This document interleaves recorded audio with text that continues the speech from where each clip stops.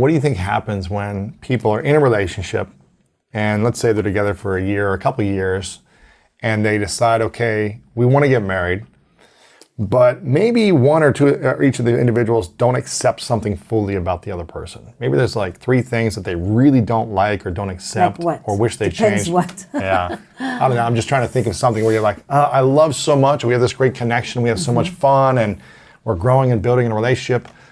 But behind their back, you're telling your girlfriend or your guy friends, I wish they'd change this, this, or this. I don't like this thing. Or I don't like this thing.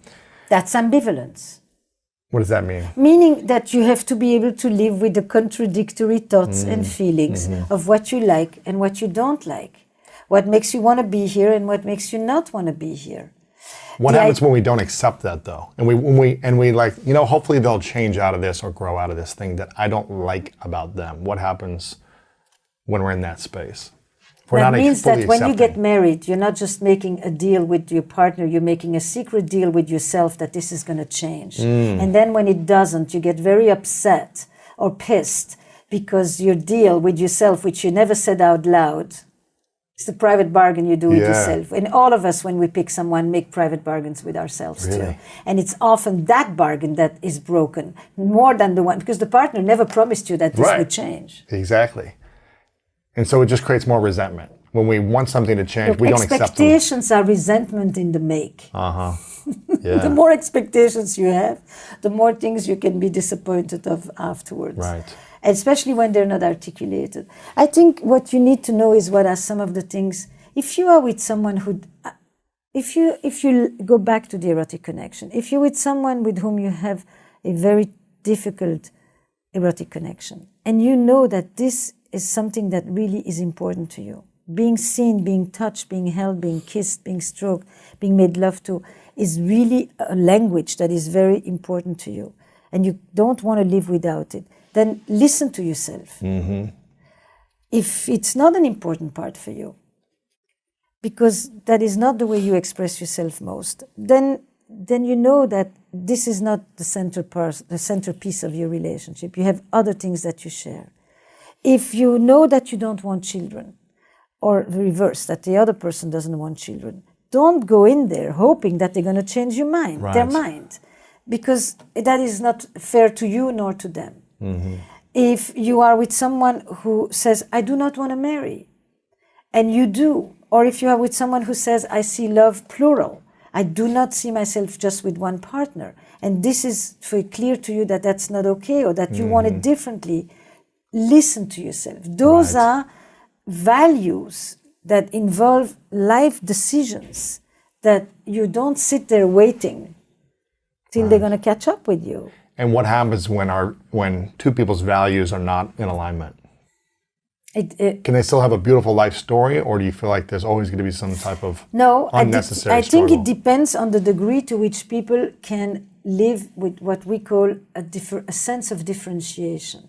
Meaning, if I am okay wanting to go to church, and that's not part of what you do. We come from the same faith or we come from different religions. And one of us wants to adhere to their tradition and wants to participate in the practices of their religion and is okay doing it without the other. Doesn't feel that needs to be shared. Doesn't experience every time they sit in church, I wish you were sitting next to me. Why do I have to come here alone all the time? Right. You know, that. So it's accepting someone's choices. It's accepting that your choice, if you practice it, you can accept to do it without your partner. So it's you accepting it. It's you accepting it. Of course, the other person can often tell you, you go if you like to be there. I don't want to go there on Sunday morning. I have other things to do with my time. Sure. Okay? Religion is a major one on that. Travel is another one on that. Children, work, etc. In-laws, it's difficult to say to someone, I'll have a child alone. You don't have to participate. But it is easier to say, I will continue to practice my religion because it is central to me. You don't have to be a part of that. We have other things that we will share. But you need to know to do that and feel okay about it. If all the time. Now, that doesn't mean that on occasion you don't miss and you wish your partner, there's a great sermon, I so wish you had been there to hear it. Great.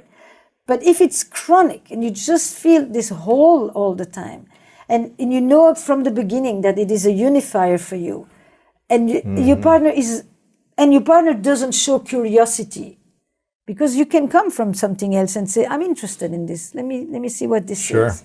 If you want to go back to live in your home country and your partner has zero intention of leaving where they are, listen to them. Don't hope. If they tell you, yes, I would like that at some point, then listen carefully. If they're saying this to pacify you, if they're saying this to make sure that you don't leave them, or if they truly intend to do this at some time. And don't hope something's going to change. Don't hope they're going to do something later after you get married or in a committed relationship. Start from the place that it's not going to happen. Yeah. See how it is for you. Can you accept that? Can you accept that? Then, if things change, all the better. But don't start with the hope that it will be different. Right. And how does jealousy play in relationships? I used to be extremely jealous and insecure. I remember that. And then something switched in me, I don't know, 5 years ago, 6 years ago maybe, somewhere around that time, where I was like, you know what? This does not support me or my relationship at all. This jealous nature or this, That you knew even when you were jealous. Oh yeah, I knew, but I couldn't let it go. Right. Though. So it's not what you said to yourself that changed what you Something experienced. changed. Yeah, I don't know exactly what it was, but I remember just being like, I'm tired of this. I'm tired of feeling this way. So what did you change? Not what did you say to yourself? I think I changed fully accepting the person's decisions and lifestyle and what they were doing, and trusting that everything was going to be okay, and not needing to be jealous. I think I was just afraid, like, are they talking to some guy or something? Is there something behind my back that they're doing? I don't know. It was a worry of like an anxiousness, right? So. And then I was just like. Wait. Yes. Part of what accompanies jealousy. Jealousy starts at 1.5-year-old. Okay. It's not an early emotion. Interesting. It needs a sense of self first. It needs the beginning of self-awareness as a baby to be able to experience jealousy. It's not like fear and joy and disgust and sadness. So where does it come from? Anger. Where it comes from, and how evolutionary psychology has all kinds of explanations for jealousy. But where it comes from interpersonally is that it requires having a sense of who you are before you begin to experience how you respond to what other people are doing. I want that too. I don't want to lose something. Yes. What changed for you is that you became more confident. Yeah. You felt less that your sense of self-worth is in the hands of the other person. Yes. And that when they turned away from you, that means that you are not enough. Exactly. Or that you're going to lose them, or that they're going to leave you. That's what changed. And then I'd be like hurt or empty Yes. or sad or in pain because of their actions. And I think that's 100%. I think I didn't feel like I was good enough or something, where I was just like, you know what? It's all going to be okay. If they do something or... But it's all going to be okay, followed in different sense of yourself. Absolutely. Where you were less in a panic, less in the grip of they're going to abandon me and I'm not good enough. And from that place, you began to say, it's okay. Absolutely. Nothing bad is going to happen Yeah. to me. That's how we diminish jealousy. It's not how we react to what the other person does. It's how we feel about ourselves that changes how we react about what the other person does. Absolutely. And it's been an incredible freedom and gift that I received or gave myself. But it took me, 30-something years to learn it. And it feels incredible. It feels incredible. But for years, I struggled with it. And I think a lot of people in general, at least guy friends that I knew growing up, struggled with it as well. Where they didn't feel comfortable, or maybe their female partner didn't feel comfortable with them doing certain things without them there or whatever. And now I'm just like at peace of whatever my partner wants to do. I'm like, live your life. Have you ever had a conversation about jealousy with your girlfriend? I've talked about it where because I'm like... it's highly cultural. Interesting. Yeah, I've talked about it with her. I'm like, I'm so glad I'm not jealous. Right. But Americans Yes. think that being jealous diminishes them. They pride themselves when they say, I'm not jealous. Really? Yes. It's a kind of a thing like it's not a nice thing to feel. Other cultures see Latin jealousy. cultures. It's intrinsic to love. It's how you love. If you're not jealous, You don't love the person enough. yes, Really? that's a distortion in the other direction. But it's very cultural jealousy. Jealousy, if you track the magazines in America, is a subject that disappears for decades sometimes and then suddenly reemerges. But it is often seen as a negative emotion. It isn't seen as an emotion that is so simply part and parcel of the experience of love.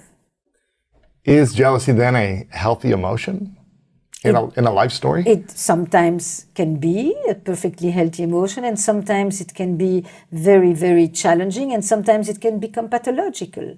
It covers a whole range. Where is jealousy a good thing when someone has jealousy? When is jealousy a good thing? When have you experienced jealousy and you didn't feel like it was debilitating and crippling you? I mean, debilitate. I mean, yeah, I don't know. I think there might be, I mean, it was always debilitating for me, I think, before I learned to process it and let it go, because I realized it wasn't supporting my thoughts and my emotions. And I was saying or doing things that wasn't the highest level of love, I would say, or like the most conscious way to communicate, when those scenarios would happen. So I just realized it wasn't supporting me, and I didn't feel good when I had that emotion or in those jealous thoughts in a relationship. But if you were part of a culture that told you that jealousy is not something you want to get rid of, but it actually signals certain things to you and it communicates certain aspects of love, you would have had a different experience. Maybe, yeah. Now, when is it positive? Probably the easiest example for me is if I ask people all over the world, by the way, when do you find yourself most drawn to your partner? Not sexually attracted, just drawn to. When other people are interested in them, or that's one of them. That is one of the main four. When other people are flirting or giving them attention. Yes. Yeah. When I see them with other people, when I see other people captivated by them, when I see the magnetism that they have over other people, when I see how others are drawn to them, when they don't belong to me. Now, if you are jealous in a feeling that is really crippling and painful, then you do not enjoy that. You feel uncertain, you feel insecure, you feel scared, you feel like they could leave you. You realize that maybe, they're not attached to you. But if you are more grounded and if you feel more secure in your connection to your partner and to yourself, then when you see that experience, you have a tingling of jealousy, but it is a jealousy that actually increases your appreciation for your person. Interesting, yeah. So that's an example of when do people experience jealousy in a way that actually is fueling. Healthy jealousy, right, okay. I don't Maybe call it healthy word. and unhealthy, because I don't think this is a puritanical definitions of health. It's just, this is the issue, is that, is it problematic or is it additive? That makes sense. It's more than is it healthy or unhealthy. I think healthy and unhealthy doesn't help us in this moment. Is it hurting you or the relationship, or is it supporting the relationship? Yes. So you said there's 4 ways? Yes. What's the other 3 then? So let me ask you, when do you find yourself most drawn? What would you say? To Martha? I find myself drawn to her. I mean, for me, I feel drawn when she loves and accepts me for who I am. When she's affectionate, when she is sharing appreciation with me and gratitude with me, when she's joyful in her most expressed self, like just pure energy and love and fun and play. I have a lot of appreciation and admiration for her when she is living her dreams also. Like she's doing what she wants to do fully. And I'm like, that's inspiring. It draws me to her. What else? I think the fact that she is so in integrity with her word draws me to her, because then I feel more and more connected and grateful and appreciative and safe in the environment. So, sexually, so many different ways that I'm drawn to her. But when I say the first 4, it's just simply because I've gone around the world asking this question, and I just began to see themes, right? So the first one is when I see my partner in their element. Yeah, doing their thing, doing their thing. Competent, radiant, in their element. It could be on stage, at work, on a horse, on a slope, but it is basically when they are self-sufficient. And when they are radiant and they're in their element and they're passionate about Yes. something and they are alive, and all of those things also mean that I am not needing to be burdened by a certain form of emotional caretaking. She doesn't They need don't me. need me. Yeah. That's it. And when they don't need you, you can want them.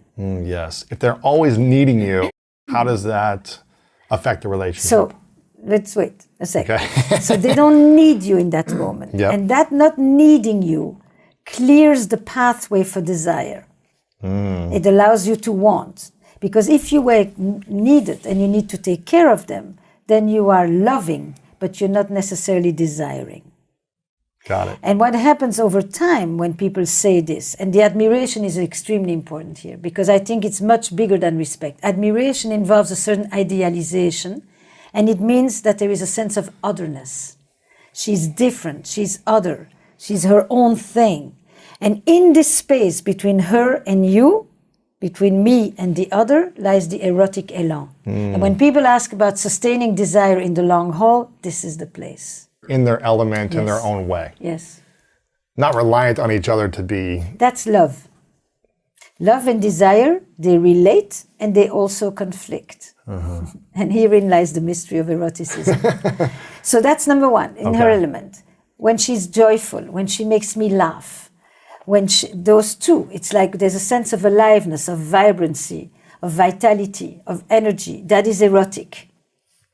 That is erotic. That's the number two. Okay. You know, and usually it means when there is an element of surprise. Yeah, she's very adventurous. Because it's yeah. unsolicited. But you know, sometimes people say when my partner is vulnerable.